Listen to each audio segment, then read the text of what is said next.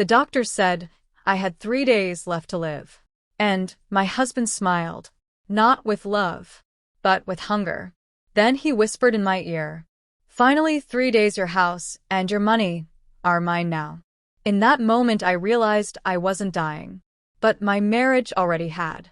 My name is Elena. I am 35 years old. A quiet woman. The kind people underestimate.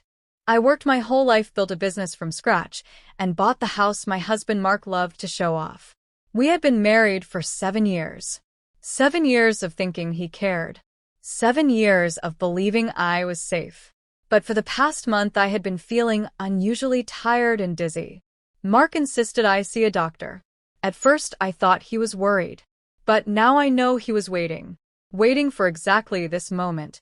The moment the doctor said, "Her heart is failing. She may have only 3 days unless the tests show improvement." My world froze. But his world lit up. Mark squeezed my hand. He leaned in close. And with the warmest fake smile said, "Don't worry, my love, just rest." Then he turned to the doctor. "So, just to be clear, if anything happens, I'm the legal beneficiary, right?" The doctor looked confused. "Yes, sir, but let's focus on helping your wife." But Mark wasn't focusing. He was celebrating. When he left the room, he didn't even look back. He just walked out humming. That's when I knew. I wasn't dying. I was being hunted. My chest tightened, not from sickness, but from betrayal. And in that fear a single name flashed through my mind. Rosa. My cleaning lady.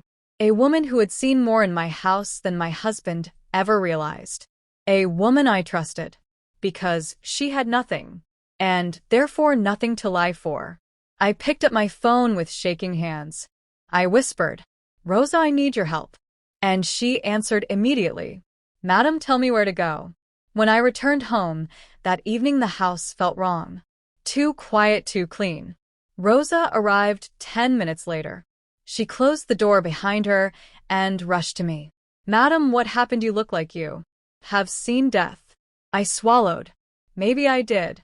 I told her everything. The diagnosis. Mark's smile. His words. She gasped. "That man is evil, madam." I always felt something in him. I nodded. Then I said the words that changed everything. "Rosa, if you help me, you will never have to work again." Her eyes widened.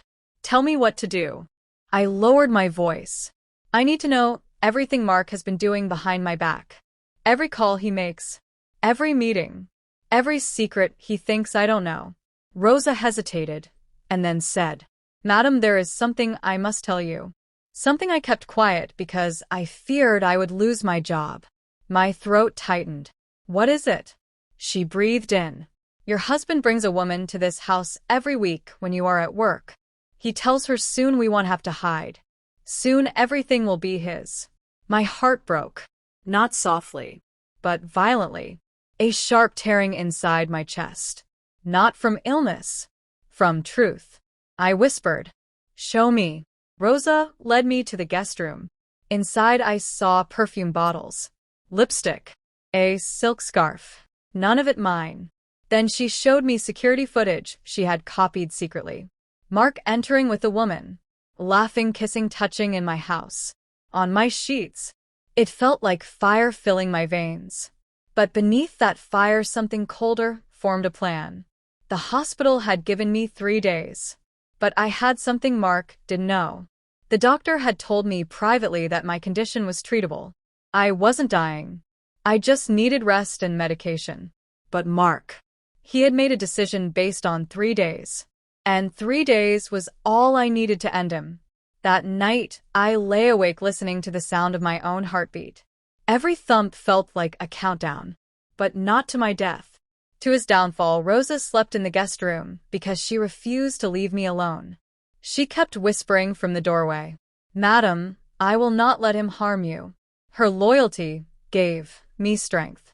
The next morning Mark returned with a tray of food pretending to be a supportive husband. But his eyes were dead. Cold. Calculating.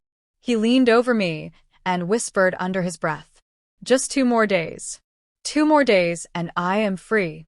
He thought I was asleep. but my eyes were barely open. Watching, learning, memorizing. As soon as he left the room, Rosa slipped inside again. This time she brought a small notebook. "Madam," I wrote everything he said on the phone. I pretended to be cleaning, but he was careless.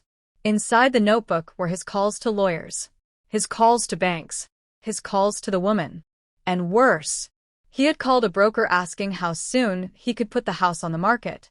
He was already selling my life before it even ended. I whispered, "He thinks I'm gone already." Rosa nodded. "He doesn't know you are stronger than he ever imagined." The next hours became a storm. Rosa and I searched every drawer, every cabinet, every folder. We found hidden documents, secret credit cards, signed authorizations, all forged, all ready to be used the moment I took my last breath. My hands trembled. Rosa looked at me. "Madam, this man wants everything. But we will take everything first." I felt a fire rising inside me. For the first time in weeks, I felt alive. That evening I called Mark to my room again, my voice soft and weak. "Mark, "I need you." He rushed in faster than before. Not because he loved me, because he wanted to be sure I didn't survive the night. he said. "I'm here, sweetheart, just rest." "I'm handling everything." I looked at him, his face, His lies. his greed, all exposed. I whispered, "Mark, I want to talk about the business." He stiffened. "What about it?" I forced a cough. "If I don't make it, you will take care of it, right?" His eyes lit up. "Of course, my love, I will take care of everything." He squeezed my hand and added, "Your accounts, your assets, the house, everything is safe with me." I smiled inside, because he was burying himself with every word. When he finally left the room to take a phone call, I signaled Rosa. She quietly placed small hidden cameras in the bedroom, the hallway, and the office. We needed fresh evidence. His words, his intentions, his actions.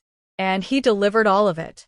That night I heard him in the office, speaking loudly, almost shouting, "Yes, baby, just wait.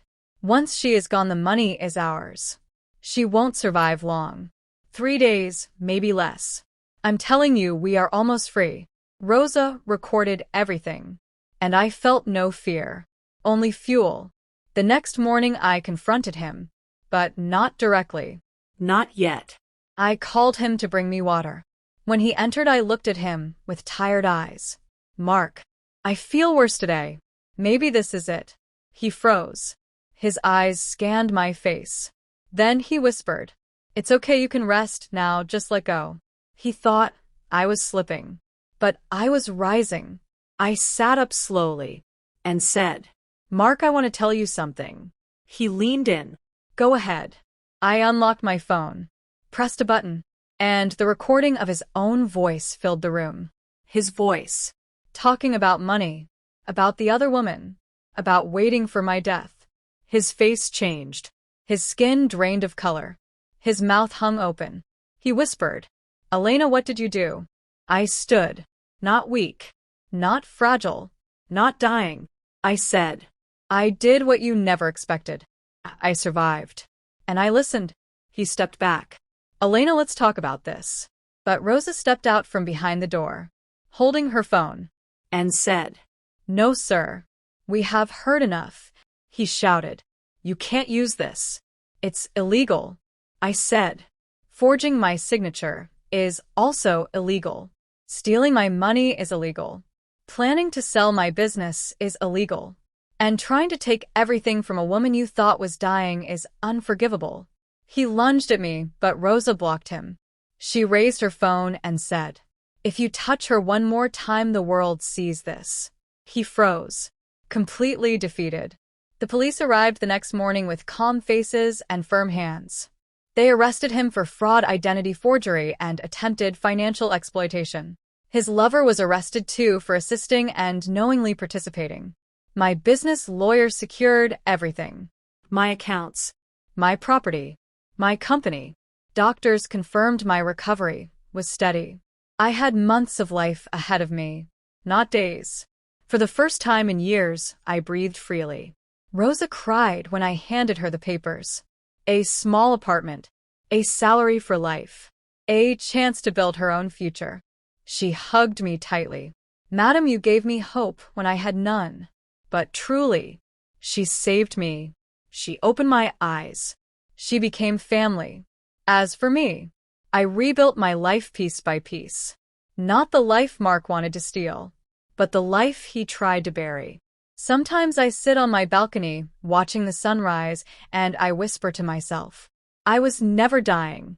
I was being reborn. He thought I had 3 days left. But the only thing that died was his plan to steal my life.